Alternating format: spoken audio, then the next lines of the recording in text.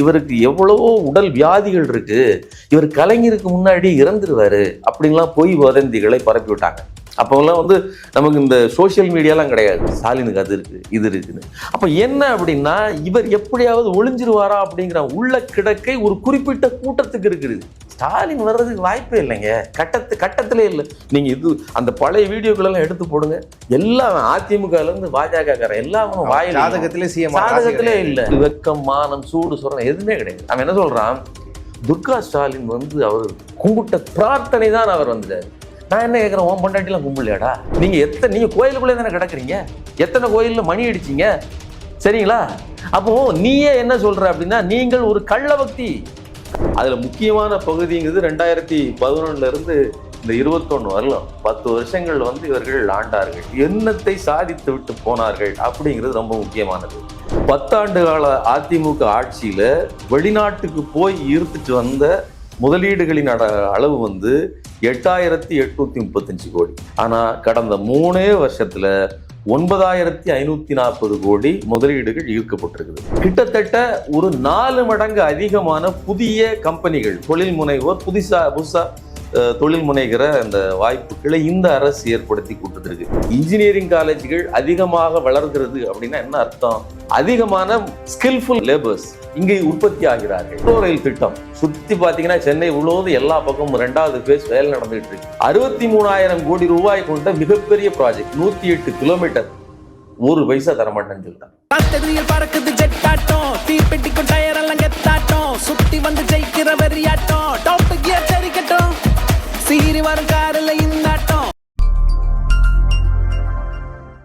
Tribes நேயர்களுக்கு வணக்கம். இன்று நம்மோடு பேச திரு சுமன் கவி அவர்கள் இணைந்துள்ளார். வாருங்கள், அவரோடு பேசுவோம். தோழர் வணக்கம். தமிழ்நாட்டின் முதல்வர் திரு ஸ்டாலின் அவர்கள் வந்து அந்நிய முதலீடுகளை கொண்டு வரதுக்காக வெளிநாடு பயணம், குறிப்பா அமெரிக்காவுக்கு போயிருக்காரு. ஏற்கனவே துபாய், சிங்கப்பூர், ஜப்பான், ஜெர்மன் போன்ற நாடுகளுக்கு இந்த மாரி பயணம் போயிட்டு வந்திருக்கிறாரு. அது மட்டும் இல்லாம தமிழ்நாட்டிலேயே வந்து உலக முதலீட்டாளர்கள் மாநாடும் நடத்தியிருக்கிறாரு. இதெல்லாம் கொடுத்த பயணம் என்ன? இப்ப இந்த பயணத்தினால கிடைக்க போற பயணம் என்ன? அதாவது எல்லா காலகட்டத்திலையும் இந்த வெளிநாட்டுகளுக்கு சென்று முதலீடுகளை ஈர்ப்பது அப்படிங்கிற வேலையை அதிமுக காலத்தில் இவரும் எடப்பாடி பழனிசாமியும் செய்தார். அதே மாதிரி குளோபல் இன்வெஸ்டர் மீட்டுங்கிறது ஜெயலலிதா காலகட்டத்திலே நடந்தது, சரிங்களா? அப்போ தங்கமணி அவர் பேசினது எல்லாமே வந்து யூடியூப்ல இருக்குது. அதாவது ஒரு இன்வெஸ்டர் மீட்ல அம்மாவை புகழ்ந்து, அம்மா எவ்வளோ பெரிய ஆள் தெரியுமா, அவர்கள் சொல்லித்தான் இவ்வளோ பேர் வந்திருக்காங்கன்னு சொல்லி அவரோட ஒரு ரொம்ப பட்லர் இங்கிலீஷில் பேசுகிறார். நம்ம என்ன சொல்கிறோம் அப்படின்னா, நமக்கு இருக்கிற இந்த தொழில்துறை அமைச்சர் டிஆர்பி ராஜா அவர்கள், அவருடைய அப்ரோச்சும் சரி, அதுபோக இதனால் இவன் முடிப்பான் என்றாய்ந்து அதனை அவன் கண் விடல் அப்படிங்கிறது தான் ரொம்ப முக்கியமானது. ஒரு அமைச்சரை தேர்ந்தெடுப்பது என்பது தலைவனுக்கு தான் முக்கிய பொறுப்பு. ஸோ இந்த 2021 இந்த இப்போ இருக்கிற காலகட்டம் வரையிலும் அடைந்திருக்கிற வளர்ச்சி, அதோட கடந்த காலத்தில் 10 ஆண்டுகள், ஏன்னா இந்த உலகம் வந்து ஒரு முதலாளித்துவ உலகத்துக்குள் நாம் போட்டி போட வேண்டிய காலகட்டம். அதுல முக்கியமான பகுதிங்கிறது 2011 இருந்து இந்த 21 வரலாம் 10 வருஷங்கள் வந்து இவர்கள் ஆண்டார்கள், எண்ணத்தை சாதித்து விட்டு போனார்கள் அப்படிங்கிறது ரொம்ப முக்கியமானது. அந்த வகையில பார்த்தோம் அப்படின்னு சொன்னா, இந்த 3 ஆண்டுகளில் இந்த திராவிட மாடல் அரசு அவர்கள் சாதித்ததோடு ஒப்பிடும்போது 10 வருடங்களில் இவர்கள் பெரிதாக எதையும் சாதிக்கவில்லை அப்படிங்கிறதா டேட்டா காட்டுது. ரொம்ப முக்கியமானது, 10 ஆண்டு கால அதிமுக ஆட்சியில வெளிநாட்டுக்கு போய் ஈர்த்துட்டு வந்த முதலீடுகளின் அளவு வந்து 8835 கோடி 10 வருஷத்துல. ஆனா கடந்த 3 வருஷத்துல 9540 கோடி முதலீடுகள் ஈர்க்கப்பட்டிருக்குது. அதே மாதிரி முதலீட்டாளர்கள் மாநாடு நடத்துவதன் மூலமாக 2019 நடந்த உலக முதலீட்டாளர் மாநாடு, எடப்பாடி நடத்தின மாநாட்டில் வந்து 3 லட்சம் கோடி ரூபாய் வந்து முதலீடுகள் ஈர்க்கப்பட்டிருக்கு. அதே 2024 இப்போ நடத்தப்பட்ட முதலீட்டாளர் மாநாட்டில் 6.6 லட்சம் கோடி ரூபாய் முதலீடுகள் ஈர்க்கப்பட்டிருக்குது.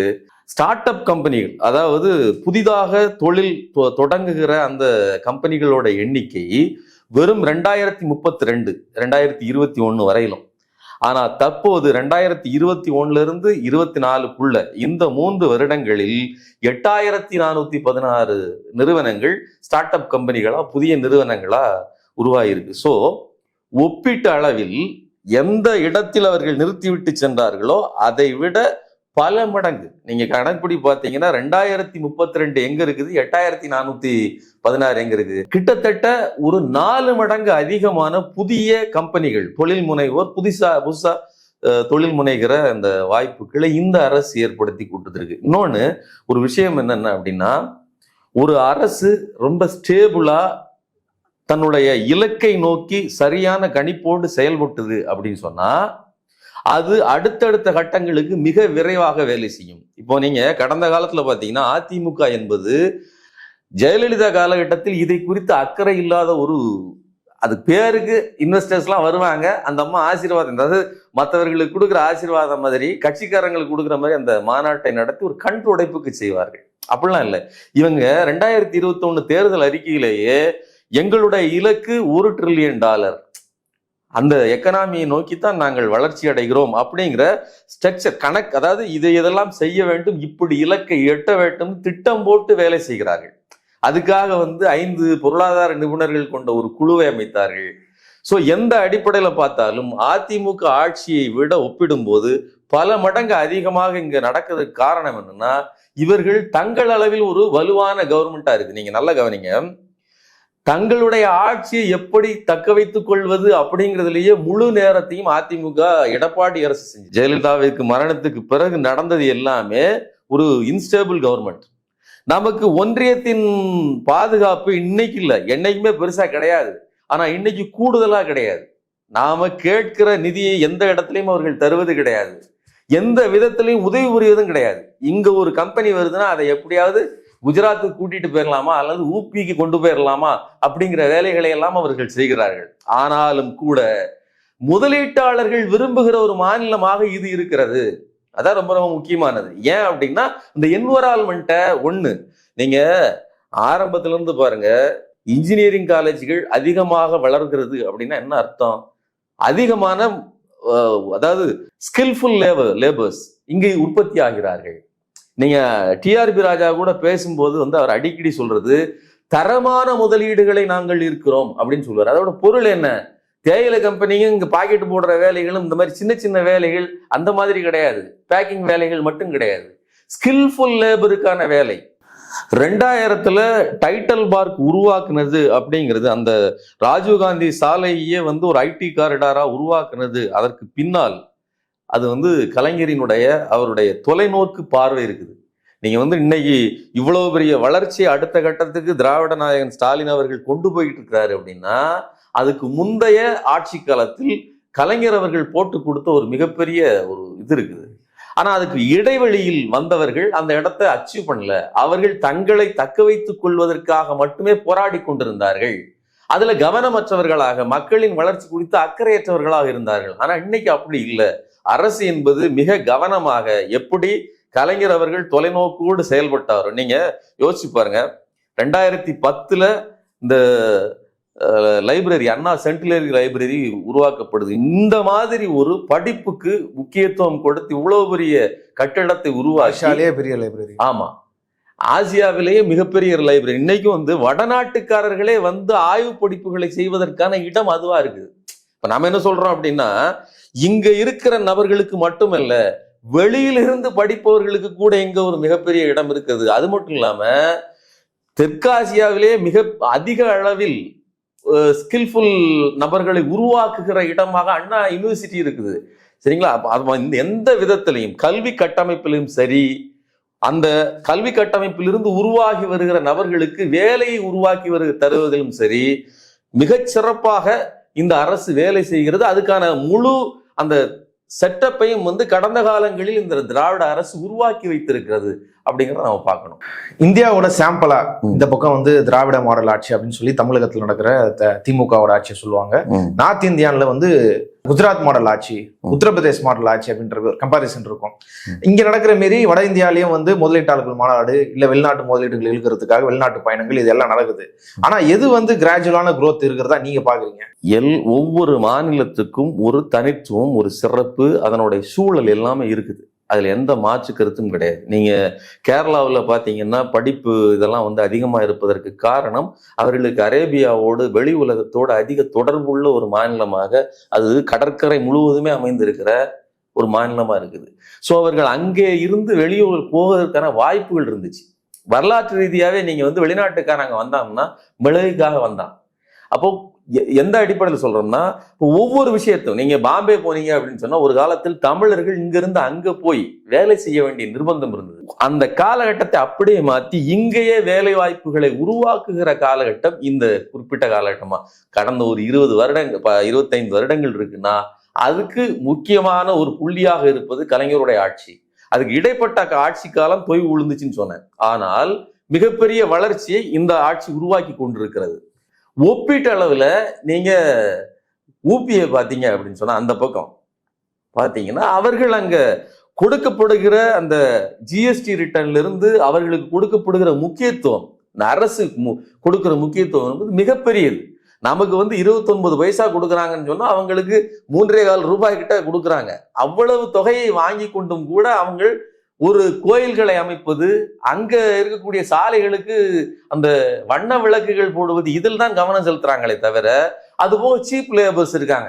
எங்க கிட்ட நிறைய பேர் லேபர் இருக்காங்க, நாங்க எத்தனை மணி நேரம் வேண்டுமானாலும் லேபர் லாஸ் எல்லாம் மாத்தி எத்தனை மணி நேரத்திற்கும் நாங்கள் வேலை செய்ய பணிக்கிறோம் அப்படிலாம் செய்யறாங்க. அதையெல்லாம் செய்வதால் மட்டும் முதலீடுகள் வராது. இங்க வந்தால் அறிவு, அதாவது ஹியூமன் கேபிட்டல் அப்படின்னு சொல்வதன் பொருள் என்ன அப்படின்னா எத்தனை தலைகள் இருக்குது அப்படிங்கிறது இல்லை, அந்த தலைகள் எதை சிந்திக்கிறது, எதை செயல்படுத்துகிறது, எவ்வளவு வேலிடான ஒரு மனிதர்கள் இருக்கிறார்கள். அதாவது முக்கிய பொறுப்புகளை கொடுத்தால் அதை செய்து முடிக்கிற ஆற்றல் கொண்டவர்களா. நான் ஏற்கனவே சொன்னேன் இல்லையா, உங்களுக்கு இங்க ஐடி கம்பெனிகளில் வேலை பார்க்கிறதுக்கு இன்ஜினியர்களை தயாரித்து வைத்திருக்கிறோம். அவர்கள் எல்லோருமே மிக திறனோடு வேலை செய்கிறவர்களா இருக்காங்க. அந்த அடிப்படையில் ஊபியில் அவ்வளவு பேர் இருக்கிறார்களா? அதுக்கான கல்வி கட்டமைப்பு இருக்கா? எதுவுமே கிடையாது. ஊபியை பொறுத்தவரையிலும் பாவர்ட்டி ரேட் 17.4, தமிழ்நாட்டை பொறுத்தவரையிலும் 2.2. பசியோடு ஏழ்மையில் மிகப்பெரிய வறுமையில் இருக்கிற ஒரு கூட்டம் வந்து 17.5% என்பது எவ்வளவு பெருசு பாவர்ட்டி ரேட். இங்க வந்து 2.2% தான் இருக்கு. இது வந்து உலக குளோபல் ரேட்டோட கம்பேர் பண்ணும்போது நாம மிக உயர்ந்த நாட்டோடு ஒப்பிடும் போது அளவுக்கு இருக்கும். அமெரிக்காவில் கூட நம்ம விட அதிகமாகத்தான் இருக்கும். அந்த அளவிற்கு பாவர்ட்டி ரேட் குறைவாக இருக்கிறது. அதே மாதிரி யூபியில GST, gross state domestic product, அதாவது உள்நாட்டு உற்பத்தி, யூபியோட உள்நாட்டு உற்பத்தி என்பது 24 லட்சம் கோடி ரூபாய். தமிழ்நாட்டோட உள்நாட்டு உற்பத்தி என்பது 31 லட்சம் கோடி ரூபாய். இப்போ இந்த இடத்துல பாத்தீங்கன்னா ரொம்ப கம்மியா தான் இடைவெளி இருக்க மாதிரி தெரியும். ஆனால் ஊபிங்கிற அந்த மாநிலத்தின் எல்கை எவ்வளவு பெருசு. அந்த மாநிலத்தில் மிகப்பெரிய வற்றாத நதியான கங்கை நதி ஓடுது. நம்ம தமிழ்நாட்டில இருந்து போன ஒரு எம்பி அவர்கள் கூட பார்த்துட்டு சொன்னாரு, இந்த வட மாநிலங்கள் எல்லாம் நம்மை விட வளம் நிறைந்ததா இருக்குது, அங்க தண்ணி பிரச்சனை கிடையாது, அங்க இண்டஸ்ட்ரி வைக்கிறதுக்கு எந்த பிரச்சனையும் இல்லை, எத்தனையோ வளங்கள் இருந்தும் கூட அவர்கள் வளர்ச்சி அடையாதவர்களாக இருக்கிறார்கள் அப்படிங்கிறது சுட்டி காட்டின. என்ன வளம் இங்க இல்லை அப்படின்னு கேட்டோம்னா நிர்வகிக்கிறதுக்கான நிர்வாகத்திறன் அங்கே இல்லை, அங்கே ஒரு திராவிட மாடல் அரசு இல்லை அப்படிங்கிறத அது புலப்படுத்துகிறது. மக்களை பிரித்து ஆள்கிற வேலையை அவர்கள் செய்கிறார்களே தவிர மக்களை நிர்வகிக்கிற வேலை, அவர்களுக்கு வேலை கொடுக்கிற வேலையை செய்வதில்லை. அதனோட அடிப்படையெல்லாம் 24 லட்சம் கோடி ரூபாய், அவ்வளவு பெரிய பரந்த வளமிக்க ஒரு மாநிலமாக இருந்தும் கூட 24 லட்சம் கோடி ரூபாய் தான் ஜிஎஸ்டிபி. தமிழ்நாட்டை பொறுத்தவரையிலும் 31 லட்சம் கோடி ரூபாய் அப்படிங்கிறத பார்க்கணும். அதே மாதிரி ஃபாரின் டைரக்ட் இன்வெஸ்ட்மெண்ட், எஃப்டிஐயோட வந்து முதல் 5 இடத்தில் தமிழ்நாடு இருக்கு. ஆனா 10 இடத்துல கூட ஊபி வரல. அப்போ வளர்ச்சி அடைந்த மாநிலங்கள் என்பது தென் மாநிலமாகவும் அதிலும் குறிப்பாக தமிழ்நாடு முன்னேறிய மாநிலமாகவும் இருக்கு. நீங்கள் சொல்லுகிற கவுபெல்ட் என்பது தமிழ்நாட்டோடு ஒட்டி நிற்கக்கூட இடமில்லாத அளவிற்கு மிகப்பெரிய இடைவெளி கொண்டதாக இருக்கிறது. யூபி அப்படிங்கிறது அதை வந்து நமக்கு ஒரு சாம்பிள் தான், அவர்களை நாம குறை சொல்லணுங்கிறது நோக்கத்தையாக சொல்லல. ஆனால் டபுள் இன்ஜின் சர்க்கார் அப்படின்னு தங்களை தாங்களே சொல்லிக் கொள்கிறார்கள். ஒரு மாநிலத்தில் பாஜக மாநிலத்திலும் மேல பாஜக ஆண்டுகிட்டு இருக்கு. அப்ப ரெண்டும் சேர்ந்து வேலை செய்யும் போது கூடுதலாக அதற்கு நிதிகள் எல்லாமே கொடுக்கப்படுகிறது, முக்கியத்துவம் கொடுக்கப்படுது. ஆனா எதுவும் அப்படி எதுவும் சிறப்பு சலுகைகளோ முக்கியத்துவமோ கிடைக்காமலும் கூட முன்னேறுகிற, வேகமாக நடைபோடுகிற, திட்டமிட்டு செயல்படுகிற அரசாக இந்த திராவிட அரசு இருக்கு. இதுல ரொம்ப முக்கியமானது என்னன்னா, வெறுமனே எங்களுக்கு நிறைய வேலையாட்கள் இருக்கிறார்கள், வாங்க எத்தனை மணி நேரம்னாலும் வேலை வாங்கலாம்ங்கிறது மட்டுமல்ல, அந்த வேலையாட்களை எந்த அளவிற்கு நாமல் தரம் நிறைந்தவர்களாக உருவாக்கி வைத்திருக்கிறோம். அது மட்டும் இல்ல, அவர்களுடைய சர்வைவுக்கான, பிழைப்புக்கான சூழல் உருவாகியிருக்க. நான் என்ன கேட்கிறேன், ஒரு தொழிலாளியே கையில ஏதோ வேலை செஞ்சுட்டு இருக்கும்போது கட் ஆகிடுன்னு வச்சுக்கோங்களேன் ஒரு இண்டஸ்ட்ரியில, உடனே போய் பார்க்கறதுக்கு எங்க மருத்துவமனை இருக்கணும் இல்ல. ஸோ உட்கட்டமைப்பு வசதிகளை உருவாக்கி இருக்கணும். ஒரு பொருளை கொண்டு வருவதற்கோ அல்லது உன்னை இது பண்ணுவதற்கோ சாலை வசதிகள் இருக்கணும். எல்லா விதங்களிலும் பார்க்கும் போதும் தமிழ்நாடு மிகச்சிறப்பாக இருக்கிறது அப்படிங்கிறது தான் இந்த டேட்டாஸ் காட்டுற ஒரு விஷயம். இன்னொரு முக்கியமான விஷயத்தையும் சொல்லணும், உட்கட்டமைப்பு வசதிகள் இங்கு ரொம்ப தரமாக இருக்கிறது. அது மட்டும் இல்லாம ஹெல்த் செக்டார் மிகச்சிறப்பாக இருக்கு. நீங்க நல்லா யோசிச்சு பாருங்க, ஊபியில இருந்து எத்தனையோ பேர் தொழிலாளர்கள் அடிப்படை தொழில்கள் செய்வதற்கு இங்க வராங்க. ஒரு காலத்தில் நான் சொன்னது மாதிரி நம்ம தமிழ்நாட்டிலிருந்து பாம்பேக்கு போகிறவர்கள் நிறைய பேர் இருந்தாங்க, பிற பகுதிகளுக்கு குஜராத்துக்கு கூட போனவங்க இருந்தாங்க. ஆனால் இன்று ஊபி, குஜராத் போன்ற பகுதிகளில் இருந்து இங்க வேலைக்கு வராங்க. வர்றது மட்டும் இல்ல, அவங்க எல்லாம் இங்க டிவிலாம் உட்காந்து பேசுகிறத நம்ம அடிக்கடி பார்க்கிறோம். அவங்க என்ன சொல்றாங்க, இங்க கல்வி, தரமான கல்வி இலவசமா கிடைக்குது, இங்க மருத்துவம் இலவசமா கிடைக்குது. ஒரு அம்மாலாம் தன்னுடைய பர்சனல், தன்னுடைய வாழ்க்கையில் நடந்த பிரச்சனையை சொல்லுது. எங்க ஊரில் இந்த மாதிரி என் குழந்தையை பார்க்க முடியாமல் நான் இங்க வந்தேன், எந்த ஒரு பைசா செலவு இல்லாமல் என் பிள்ளைக்கு எல்லா வசதிகளையும் சென்று கொடுத்து அவனை சரியாக்கி விட்டுட்டாங்க. இப்படிப்பட்ட ஒரு மருத்துவ வசதி அங்க இல்லை, நான் செலவழிக்கிறதுக்கே வாய்ப்பு இருந்தா கூட எனக்கு அங்க வசதி இல்லை அப்படின்னு சொல்லுது. அப்போ மிகப்பெரிய மருத்துவ கட்டமைப்புகள் இருக்கு. இன்னொரு விஷயத்தையும் கவனிங்க, இந்த ஒன்றிய அரசு இருக்கு இல்லையா, இது நாம அந்த ஒன்றிய அரசினுடைய கொள்கைகளை வெறுக்கிறோம். அதன் அடிப்படையில தான் கடந்த முறை 40க்கு 40 நாம இந்தியா கூட்டணி, குறிப்பா திமுக கூட்டணியை ஜெயிக்க வச்சோம். ஆனா நீங்கள் தான் எங்களை ஆளுகிறீர்கள், நீங்க எங்களை எதிரியாக நீங்க கருத முடியாது. எங்களுடைய மொத்த பணமும் உங்ககிட்ட தான் வருது. ஆனா இந்த அரசு நம்மளை எப்படி கணிக்கிறது, நம்மளை எப்படி நடத்துது அப்படின்னா எதிரியாக நினைக்குது. அதன் விளைவு என்ன அப்படின்னு பாத்தீங்கன்னா, PM-ஸ்ரீ பள்ளிகளுக்கு வர வேண்டிய, ஏன்னா அந்த பள்ளிகளில் 3 மும்மொழி கொள்கை, நாம் மும்மொழி கொள்கை ஏற்றுக்கொள்வது இல்லை அப்படிங்கிற ஒரே காரணத்தை காட்டி 573 கோடி ரூபாய் பணத்தை நிறுத்தி வச்சிருக்காங்க. இதனால அடுத்த பணம் சம்பளம் போடுவதற்கு 15,000 ஆசிரியர்களுக்கு சம்பளம் போடுவதே என்ன நிலை அப்படின்னு தெரியாத அளவிற்கு நெருக்கடியை கொடுக்குறாங்க. இன்னொன்னு, இந்த மெட்ரோ ரயில் திட்டம் சுத்தி பாத்தீங்கன்னா சென்னை முழுவதும் எல்லா பக்கமும் 2வது ஃபேஸ் வேலை நடந்துகிட்டு இருக்குது. 63,000 கோடி ரூபாய் கொண்ட மிகப்பெரிய ப்ராஜெக்ட், 108 கிலோமீட்டர், 1 பைசா தரமாட்டேன்னு சொல்லிட்டாங்க. நாங்க அதாவது பாதிக்கு பாதி பணம் தர வேண்டும். 65,000 கோடி அப்படின்னு சொன்னா 33,000 கோடி, 32,500 கோடி கிட்டத்தட்ட நீங்க கொடுக்கணும். ஆனால் நாங்கள் பணம் தர முடியாது, எங்களுடைய ஷேரை நீங்களே போட்டு கேட்டுங்கிறான். நான் கொடுக்குற 1 ரூபாயில 29 காசு தான் எனக்கு கொடுக்குற, அந்த 29 காசுக்குள்ளேயே நான் இதையும் சேர்த்து பண்ணணுங்கிற நிலையை, நிர்பந்தத்தை எங்களுக்கு நீங்க ஏற்படுத்துற. சோ மற்ற மாநிலங்களுக்கு எல்லாம் இவங்க பணத்தை கரெக்டா கொடுக்குறாங்க, ஆனால் தமிழ்நாட்டுக்கு கொடுக்க மாட்டேன் அப்படின்னு சொல்றாங்க. ஆனாலும் கூட தமிழ்நாடு அரசு அந்த திட்டத்தை எப்படியாவது நிறைவேற்றுவோம் அப்படின்னு தொடர்ந்து இயக்கிக்கிட்டே இருக்காங்க. அப்போ ஏதோ ஒரு வகையில் என்னென்ன, ஒரு வகையில பணத்தை உருவாக்குவது, பணம் உள்ள வருவதற்கான வாய்ப்புகளை உருவாக்குவது, பணத்தை ரொட்டேஷன் பண்ணுவது, மக்களுக்கு தேவையான வாய்ப்புகளை வழங்கி கொடுப்பது, எவ்வளவோ முயற்சி பண்ணி தான் இதெல்லாம் நடத்திட்டு இருக்காங்க. ஆனாலும் மேலே இருந்து உங்களை வளர விட மாட்டேன் அப்படிங்கிற ஒரு அழுத்தத்தை கொடுத்துக்கிட்டே இருக்காங்க. உங்களுக்கு ஒரு பக்கம் முழு பளபளன்னு சாலை போட்டு வைத்து கொண்டு ஓடுவதற்கான வாய்ப்புகளை உருவாக்கி கொடுத்து இருக்கிற ஊபி ஒரு பக்கம், அவர்கள் முன்னேறாமல் இருக்கிறார்கள். நாங்க எல்லா இடங்களிலும் தடைகளை உருவாக்குவோம் அப்படின்னு சொன்னாலும் கூட அந்த தடைகளை மீறி வளர்ச்சி அடைகிறது தமிழ்நாடு அப்படிங்கிறது, இந்த நிர்வாக கட்டமைப்பை இவர்கள் எவ்வளவு சிறப்பாக செய்கிறார்கள் அப்படிங்கிறதுலாம் இருக்குது. முதல்வரோட இந்த வெளிநாட்டு பயணம்ன்றதே முதலீட்டாளர்கள் இருக்கிறது கிடையாது, அவர் உடல்நிலை சரியில்லாம இருக்குது, ட்ரீட்மெண்ட் பார்க்க தான் அமெரிக்காவுக்கு போயிருக்காரு அப்படின்ற மாதிரியான விமர்சனங்கள் வருது. இது எப்படி பாக்குறீங்க? இல்ல, இந்த விமர்சனத்தை நான் முதல்ல காதலே வாங்க வேண்டியது இல்லை. இது விமர்சனமே கிடையாது, இது அவதூறு. நான் என்ன சொல்றேன், இவர் முதல்வராக இந்த தமிழ்நாட்டுக்கு வருவதற்கு முன்னாடி இவருக்கு எவ்வளவோ உடல் வியாதிகள் இருக்கு, இவர் கலைஞருக்கு முன்னாடி இறந்துருவாரு அப்படின்லாம் பொய் வதந்திகளை பரப்பி விட்டாங்க.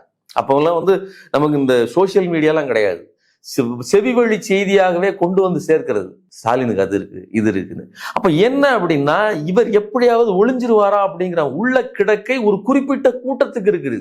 அந்த கூட்டத்தின் விருப்பத்தை பொது உளவியலாக இவர்கள் சித்தரிக்கிறார்கள். இன்னைக்கு ஸ்டாலின் அவர்களுக்கு உடல், அதாவது வயதுக்கேற்ற உடல் தளர்ச்சி அது எல்லாருக்கும் இருக்கும். எங்க அப்பாவுக்கு இருக்கும், எல்லாருக்கும் இருக்கும். அவரவர் வயதுக்கான முதிர்வு, உடல் முதிர்ச்சி இருக்கு. ஆனா இயங்க முடியாத அளவிற்கு அவர் இல்லை. இன்னொன்னு, அவருக்கு எந்த விதத்திலையும் உடல் பிரச்சனை இல்லைன்னு நம்ம வந்து ப்ரூவ் பண்றாரு. இவங்க எல்லாத்தையும் அவருக்கு நடக்க முடியல, அது செய்ய முடியல, இது செய்ய முடியலன்னாங்க. கலைஞர் நூற்றாண்டு அப்போ நடந்து போய் அவரு 3 கிலோமீட்டர் நடந்து காட்டுறாரு. அவரு கையை ஆடுது பாருங்க. கையை ஆடுதுன்னா அவர் வயசுல உனக்கு கையை ஆடுவதற்கு தைய அசைக்க முடியாது ராஜா. நான் என்ன சொல்றேன், விமர்சனம் செய்கிறவர்களின் வயது, அந்த வயதுக்கு நீங்க வந்து பாத்தீங்கன்னா அவ்வளவு வேலைகளையும் இந்த நாட்டின் பிரச்சனைகளையும் சந்திச்சுக்கிட்டு குளோபல் மீட்டை எங்க போடலாம், நான் என்ன பண்றது, அடுத்து நான் எங்க போறது, முதலீடுகளை எப்படி ஈர்ப்பது, என் இலக்குகளை எப்படி அடைவதுன்னு ஓடிக்கிட்டு இருக்கிற ஒரு மனிதன் அந்த அந்த தளர்ச்சி, அந்த அயற்சி இருக்கத்தான் செய்யும். ஆனால் நீங்க எதிர்பார்க்கிற அளவிற்கு அங்க எதுவும் இல்லைங்கிறத அவர் ப்ரூவ் பண்ணிட்டார். சரிங்களா? இது நான் என்ன சொல்றேன், திட்டமிட்டு இவர்களினுடைய விருப்பமாக இருக்குது. இவங்க என்ன சொன்னாங்க, ஸ்டாலின் வர்றதுக்கு வாய்ப்பே இல்லைங்க, கட்டத்திலே இல்லை. நீங்க இது அந்த பழைய வீடியோக்கள் எல்லாம் எடுத்து போடுங்க, எல்லாம் அதிமுக இருந்து பாஜக எல்லாரும் வாயில சாதகத்திலே இல்ல. அப்புறம் கடைசியில என்ன சொன்னாங்கன்னா, வெக்கம். நான் என்ன சொல்றேன், இவர்களுக்கு வெக்கம், மானம், சூடு சொல்றேன் எதுவுமே கிடையாது. அவன் என்ன சொல்றான், துர்கா ஸ்டாலின் வந்து அவர் கும்பிட்ட பிரார்த்தனை தான் அவர் வந்துட்டாரு. நான் என்ன கேட்கிறேன், உன் பொண்டாட்டிலாம் கும்பிடலையாடா? உங்களுக்கு வெக்கம் இல்லையா? நீங்க கோயிலுக்குள்ளே தானே கிடக்குறீங்க, எத்தனை கோயில்ல மணி அடிச்சீங்க, சரிங்களா? அப்போ நீயே என்ன சொல்ற அப்படின்னா, நீங்கள் ஒரு கள்ள பக்தி காட்டுகிறீர்கள், நீ ஒத்துக்கிறியா? நான் என்ன சொல்றேன், பக்தி நல்ல பக்தி கள்ள பக்தி என்பது அல்ல. நீங்கள் எவ்வளவுடைய பக்தியை பொலிட்டிக்கலா மூவ் பண்றீங்க, ஜாதகத்தை பொலிட்டிக்கலா மூவ் பண்றீங்க. நீங்க இந்த வருஷம் சூப்பரா இருக்குன்னு சொன்ன வருஷம் தான் கொரோனா வந்துச்சு, சரிங்களா? அதனால இது முழுக்க தங்களுடைய வர்ண நலனுக்காக பேசுகிற அயோக்கியத்தனமான பேச்சு. அதெல்லாம் உடைச்சு தள்ளுறாரு அவரு. இந்த வெளிநாட்டுல இருந்து முதலீடுகளை இருக்கிறது அப்படின்ற விஷயம் வரும்போது வேற சில விமர்சனங்களும் வருது. குறிப்பா நாம் தமிழர் கட்சியை சார்ந்த திரு சீமானா இருக்கட்டும், இல்ல அவங்களோட பல தலைவர்களா இருக்கட்டும், அவங்க என்ன சொல்றாங்கன்னா, இங்கே தற்சார்பு பொருளாதாரம் அப்படி இருக்குது, பல லட்சம் கோடி அளவு இருக்குது, அதை யாரும் கவனிக்கிறது இல்லை, அதை கைவிடுறாங்க, அது இழிவா பாக்குறாங்க அப்படின்ற விமர்சனத்தை வைக்கிறாங்களே, அதை எப்படி பாக்குறீங்க? இல்ல, சீமானை பொறுத்தவரையிலும் அது நடைமுறை சாத்தியமான ஒரு விஷயத்தை அவர் பேசுறதே இல்லை. முதல்ல ஒண்ணு புரிஞ்சுக்கங்க, தற்சார்பு பொருளாதாரம் அப்படிங்கிறது கடந்த காலத்துக்கு இழுத்துட்டு போறது, மறுபடியும் மாடு மேய்க்க வைக்கிறது, பழையபடி இருப்பது என்பது அல்ல. இங்கேயே இருக்கிற தொழில்களை மேம்படுத்துறது, அதெல்லாம் வந்து அதை செய்கிறார்கள் இந்த அரசு மட்டும் இல்லை, வருகிற காலங்களில் தற்சார்பு பொருளாதாரத்துக்கும் ஒரு நபர் தொடர்ந்து இயங்கியாங்க. ஆனா இவர்கள் காட்டுகிற தற்சார்பு பொருளாதாரம்ங்கிறது என்ன அப்படின்னா, மறுபடியும் மாடு மேய்க்கிறது. நீங்க நல்லா கவனிங்க, WDன்னு ஒரு யூடியூப் சேனல் இப்போ இருக்குது. அது வந்து ஜெர்மனோட ஒரு நிறுவனம், அது டாக்குமெண்ட்ரிகள்லாம் தயாரிக்குது. அது மிக செலவு பண்ணி, நாம கூட அப்படி அவ்வளோ அழகா சிறப்பான வீடியோக்கள் எடுக்க முடியாது, அவ்வளவு செலவு பண்ணி மெனக்கெட்டு ஒருத்தர் பெங்களூர்ல 1.5 லட்சம் ரூபா சம்பளம் வாங்கிக்கிட்டு இருந்த ஒருத்தர் உள்ளூர்ல வந்து மாடு மேய்ச்சிக்கிட்டு இருக்கிறாரு பாருங்க, அவர் வந்து தற்சார்பு பொருளாதாரத்துக்கு வந்துட்டாரு அப்படின்னு சொல்லுது. ஆனா நான் ஒரு விஷயத்த சொல்றேன், இந்த ஜெர்மன் ஒரு நாடு இருக்குல்ல, அந்த நாடும் தற்சார்பு பொருளாதாரத்துல இயங்குது. அந்த நாட்டுல தயாரிக்கப்படுகிற பொருட்கள் எல்லாம் ஜெர்மன் ப்ராடக்ட்னு ஒரு மரியாதை உண்டு. அதோட இண்டஸ்ட்ரி, அதுல இருந்து வருகிற நீங்க போச் மாதிரியான அந்த, ஆமா, அங்க இருக்கக்கூடிய இண்டஸ்ட்ரியில இருக்கக்கூடிய பொருட்களுக்குன்னு ஒரு தனி மரியாதை உண்டு. அந்த மாதிரி அவர்கள் ரொம்ப விவரமா என்ன பண்றாங்க அப்படின்னா, இண்டஸ்ட்ரி லெவல்ல தங்களுடைய அறிவாற்றலை வளர்த்துக் கொள்கிறார்கள், அதற்கான வாய்ப்புகளை அவர்கள் நாட்டுக்குள்ளேயே உருவாக்குகிறார்கள். ஆனா அவர்களுடைய மீடியா கம்பெனி இங்க வந்து என்ன சொல்லுது, நீ மாடு மேய்க்க போ அப்படின்னு. இந்த வேலையை ஒருத்தன் கம்பெனி ஒரு கட்சி வச்சு நடத்திக்கிட்டு நம்ம கிட்ட சொல்றாங்கன்னா, இது எந்த அளவிற்கு யோக்கியமானது அப்படிங்கிற நம்ம புரிஞ்சுக்கணும். இன்னொன்னையும் சொல்றேன், இவர் சொல்லுவது மாதிரி நான் என்ன சொல்றேன், இப்போ 10 பேர் ஆடு மேய்த்து கொண்டிருக்கிறார்கள், 1 கிலோ கறி 900 ரூபாய் அப்படின்னு சொன்னா, 100 பேர் போய் ஆடு மேய்ச்சாலும் இருக்கிற 1000 மாடு 10,000 மாடா மாறிடாது. ஏன்னா எத்தனை ஆடு குட்டி போடுமோ அத்தனை குட்டி தான் போடும். இல்ல அதை உட்கொள்றவங்களும் எவ்வளவு பேர் இருக்காங்களோ அவ்வளவுதான் இருப்பாங்க. அப்ப மார்க்கெட்ல ஒருவேளை இப்போ அவர் அதாவது 1000 பேர் அந்த வேலையை செய்வதனால் ஆடு 10,000 மாறிடாது. ஏன்னா அதோட மார்க்கெட் அந்த உற்பத்தி திறனே அதுதான். நீங்க ஏன் பிராய்லர் வருது 60 நாளையில அது கோழி ரெடி ஆயிருங்கிறதுனாலதான் அந்த கோழி அது குஞ்சியை பொறிச்சு டக்குன்னு வளர்றதுனாலதான். இல்லைன்னா இவ்வளவு மலிவு விலையில் நமக்கு இறைச்சி கிடைச்சிருக்காது. அதனால நிறைய பேர் போய் அந்த வேலையை செய்வதனால் மட்டும் உற்பத்தி பெருகிவிடாது, இதையும் புரிஞ்சுக்கணும். இன்னொன்னு, ஒருவேளை அப்படி பெருகிவிட்டால் கூட என்ன நடக்கும், மார்க்கெட்டு 1000 ரூபாய்க்கு வித்துக்கிட்டு இருக்கிற கறி மறுபடியும் என்ன ஆகும், 500 ரூபாய்க்கு வரும், 400 ரூபாய்க்கு வரும். நீங்களும் நான் தானே வாங்கணும். அப்போ 10,000 பேரும் ஆட்டை வளர்த்து நாமளே கறி வச்சுக்கிட வேண்டியதுதான். அப்ப தற்சார்பு பொருளாதாரம் என்பதில் ஒரு சிக்கல் இருக்குது. அதை நான் அமெரிக்கா அனுப்புவேன், ஜப்பான் அனுப்புவேன். அமெரிக்காக்காரனுக்கு வெண்ணெய் தயாரிக்க தெரியாதா? ஜப்பான்காரனுக்கு பால் கறக்க தெரியாதா? அப்ப அது இல்ல பொருள். இவர் ஏமாற்றுகிறார். உற்பத்தியில் உலகம் எந்த திசையில் போய் கொண்டிருக்கிறதோ அந்த திசையில் சென்று அந்த அறிவு ஆற்றலை பெறுவதுதான் வளர்ச்சியை தவிர நான் மறுபடியும் ஆடு மேய்ப்பேன் மாடு மேய்ப்பேன் என்பதல்ல. இதை நயமா வெளிநாட்டுக்காரர்கள் நமக்கு சொல்றாங்க. நான் சொன்ன மாதிரி WD மாதிரியான அமைப்புகள் சொல்லுகிறது. இதில் நாம் மயங்கி விடக்கூடாது. சோ இந்த அரசு என்பது அறிவியல் பூர்வமானது, அறிவுபூர்வமானது. நாளைக்கே விவசாயத்தை வளர்க்க வேண்டும் ஒரு திட்டம் போட்டதுன்னா அது சீமானை பார்த்து போட்ட திட்டம் அல்ல. அந்த தற்சார்பு பொருளாதாரம் என்பது இண்டஸ்ட்ரியல் லெவல்ல அது வளர்ச்சி பெறும். நீங்க பரந்த பண்ணை விவசாயம் எப்படி செய்வது, அது பெரியார் காலத்திலே சோவியத் யூனியனை அவர் நேர்ல போய் பார்த்துட்டு வர்றாரு.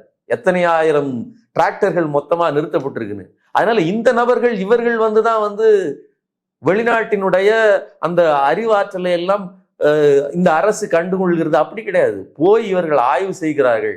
அதனால வளர்ச்சியை படிப்படியாக அறிவியல் பூர்வமாக வளர்க்கிற வேலையை இந்த அரசு செய்கிறது. இவர்களுக்கு அதில் போதிய அளவுக்கு அறிவோ ஞானமோ கிடையாது. இவர்கள் நம்மை மடைமாற்றுகிற வேலையை செய்கிறார்கள். இதை பார்த்து தம்பிகள் வேண்டுமானால் திருப்தி அடையலாம். உண்மை அதுவல்ல அப்படிங்கிறது என்னுடைய. இவ்வளவு நேரம் பல்வேறு விஷயங்கள் குறித்து உங்க கருத்துக்களை பகிர்ந்து கொண்டதுக்கு நன்றி. நன்றி.